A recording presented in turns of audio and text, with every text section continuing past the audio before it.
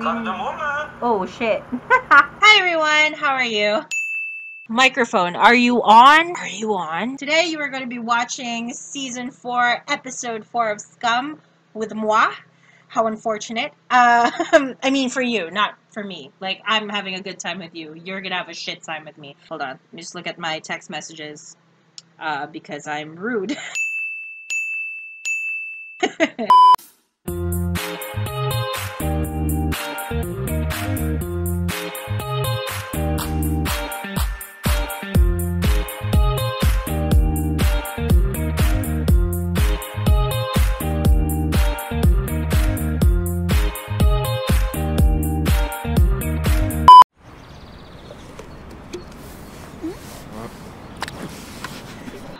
I recently discovered that what they were trying to mama bird to one another was coffee. I take issue with that. Initially, I thought it was just like juice or some sort of shake or whatever. You know, something that doesn't taste its best at a specific kind of temperature. How is that enjoyable? I don't understand. Like, why can't you just like teach each other how to fucking peel carrots like a normal human being? You know what I mean? Jeg klarte ikke å vitne mot Nico. I kind of want to get into this a little bit because I had already discussed this with a friend of mine who I talk frequently with on Instagram. Again, Stephanie, this is your 4th shout out. How are you doing? We talked about season 2 a lot, and we agree on a lot of points regarding that relationship. One of the things that she said that I totally agree with is the fact that it's so disappointing how they let someone like that fuck off. They let something like that or someone like that get in between them, despite the fact that they had already come so far. And yeah, that just sucks. Actually, I have to check this text message because I have to go out in a little bit. And I have to coordinate with some people. Oh, I also want to reiterate, like, I really don't want to sound like someone that's heavily criticizing a person like Nora, who, in some sense of the word, has been sexually assaulted because, you know, Nico took naked pictures of her. I mean, honestly, he should be jailed solely for those teeth. The only reason why that disappointment settled in is because I really felt like Nora and Vilam were perfect for each other. Like, they were set, they were good, and then this thing came in between them and it just so easily unraveled them. I guess I'm just more disappointed with the situation and how it turned out, as opposed to the 2 people that were involved. Du så heldig, du. Som slipper å tenke på alle de problemene der. That part where Nora just casually said something that could potentially be, I don't want to say Islamophobic because I feel like using these words so willy-nilly, especially for something like this where Nora had good intentions. I mean, she didn't have any bad intentions. I'm not going to say that she had good intentions, but, you know, we all can be a bit ignorant about things sometimes, and I'm sure that Nora isn't the type that's going to contradict Sana if Sana were to just express that, well, that's incorrect. I do go through heartbreak. I do feel these things. I actually have a thing for Yousef and the way that he peels carrots. I don't think that Nora would be the type of person that would go, no, but you're Muslim, like, you're not supposed to, no, isn't that halal or something? Wait, no, haram. Haram is the bad one. See? Ignorance. The build-up. Now I'm actually going. I'm gonna be right back, I promise. This is the person who's been lending me his camera. How do you feel about being the person responsible, or like maybe like 1/10 responsible? Yeah, like, for the fact that these people are entertained with reaction videos. Entertained, I use that word loosely. How do you feel about that? I'm not excited about it. As you can see, no erection. Disgusting.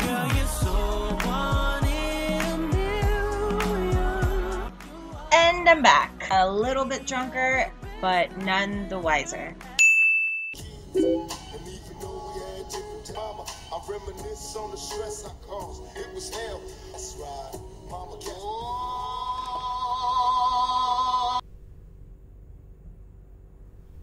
This part made me sad, but at the same time, again, I totally understand what she did. I personally, the way that I move on from people is cutting all of communication from them. There's really no way for you to move on from someone if you keep on hanging out with them still and talking to them. Vet ikke. Men altså, jeg tenkte I og med at Yousef drikker jo alkohol og... This sucks.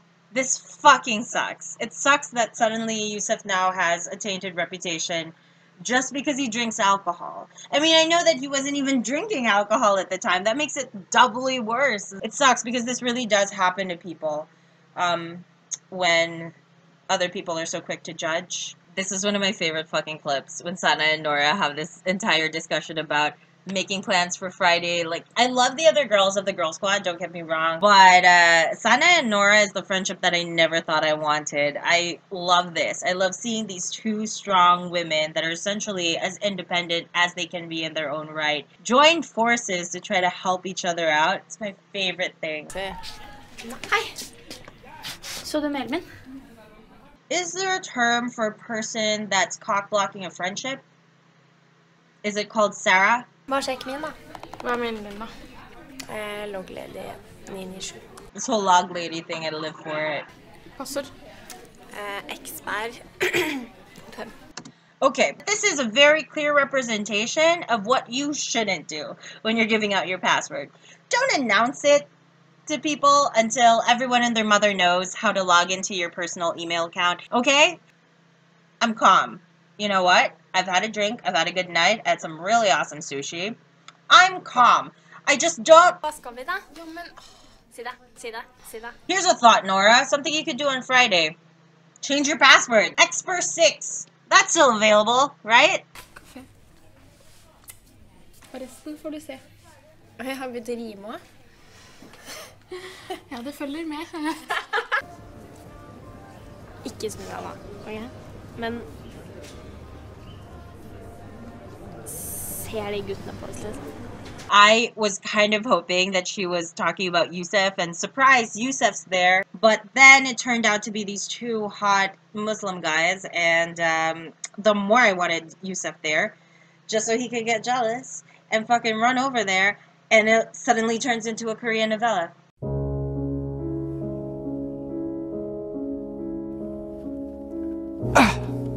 Eller du kan ane. Ja, den så kjempegod ut. Ja, det bare å ta det. I saw this post on Tumblr about Nora, and it said, Nora, why are you giving people your password and letting strangers sip from your tea? Hallo? Hei, det er ingen, men jeg vet ikke hva jeg helt skal spille. when Yousef is in trouble and he calls Sana, like, please help me out. Also, I want to see you. Also, I love you. I mean...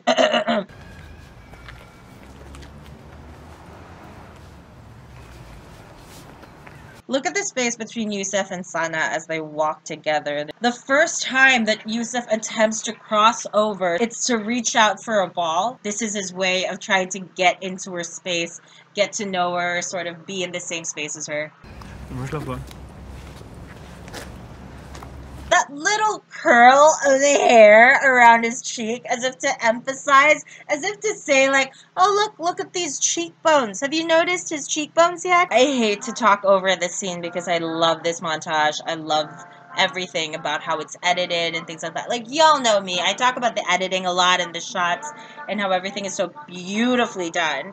But I also appreciate this on another level. It's so soft and innocent. And they're like, can you just appreciate the fact that the first time we see Sana in her natural habitat playing basketball, it's with Yousef. That's... Du vet, Even, jeg tror han er homo. Han prøvde å kysse Mikel, så det gikk ut over at Even skulle... We have to keep in mind here that the person telling the story about what happened with Mikel and Evan is neither Mikel or Evan. The person who's telling a story is still a third party, and we're seeing it from a third party perspective. The only two people that really know what happened and what each other felt during that specific moment are the two people involved, Evan and Mikel, the best buddies. We used to be best buddies. I've also been seeing like a lot of posts regarding how Mikel is like homophobic.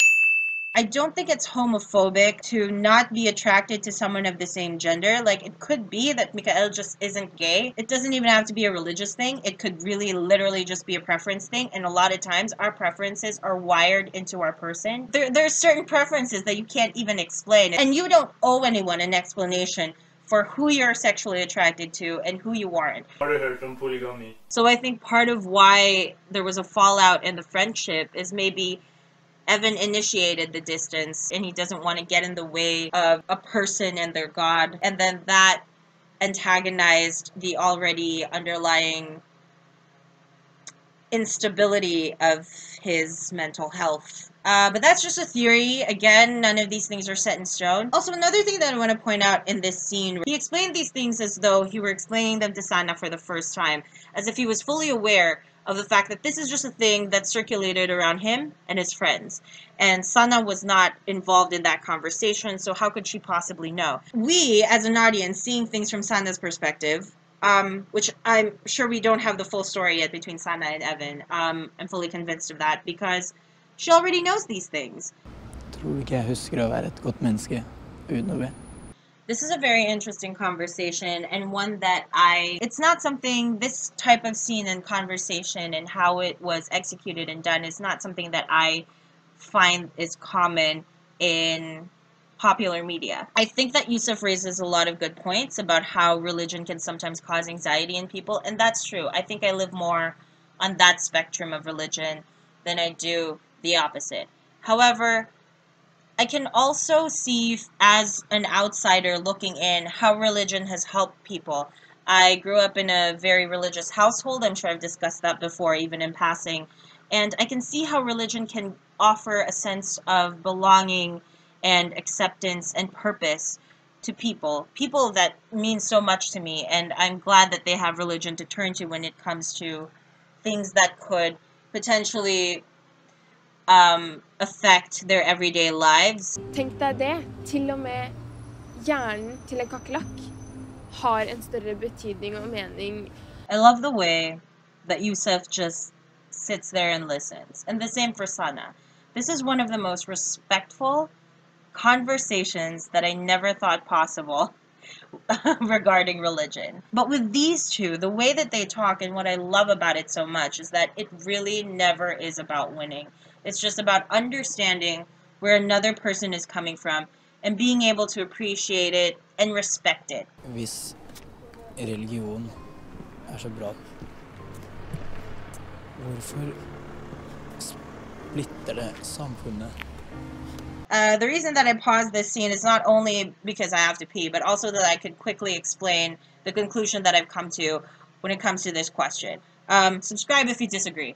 It's not religion, really, that separates people. It's people that separate people. It's kind of like how there was an argument before about video games being violent and harmful towards children because there's this possibility that they could emulate it and then turn into like psychopaths in the future. Or like this whole argument of how guns kill people. Like, that's not true. People kill people. Vi to? Da er vi cool. Var det cool, det? Jeg tror det. I asked my friend Stephanie, another shout out, you are just like, you're stealing the show right now. I thought this might have been a reference to some sort of local local media that I'm not aware of because unfortunately I'm not cultured enough. But luckily enough, she said that no, it isn't, and that it's just them being flirtatious.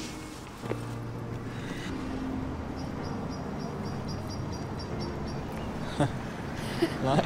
Did you see that fucking little like head shake that Sana did when I don't know if he leaned in. I mean, let me watch that again, see.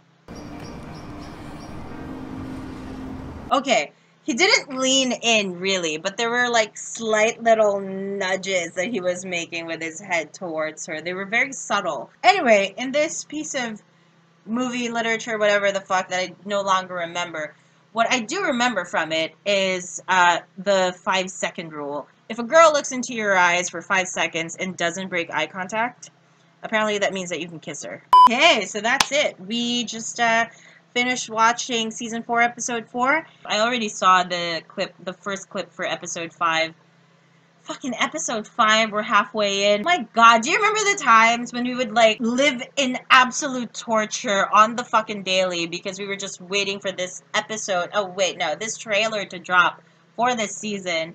And then now we're halfway through the fucking season. In any case, thank you so much for watching if you reached up to this point. My name is Noah, and if you ever want to talk to me, tell me about your thoughts, your theories, you want to talk about Scum, you want to talk about other things, like maybe why hot dogs are so red, I don't know. If you leave me a comment below, I respond to those. I'm also active on other social medias, such as Tumblr and Instagram. I'll see you guys again, same time next week, hopefully. Girl, you're so wonderful.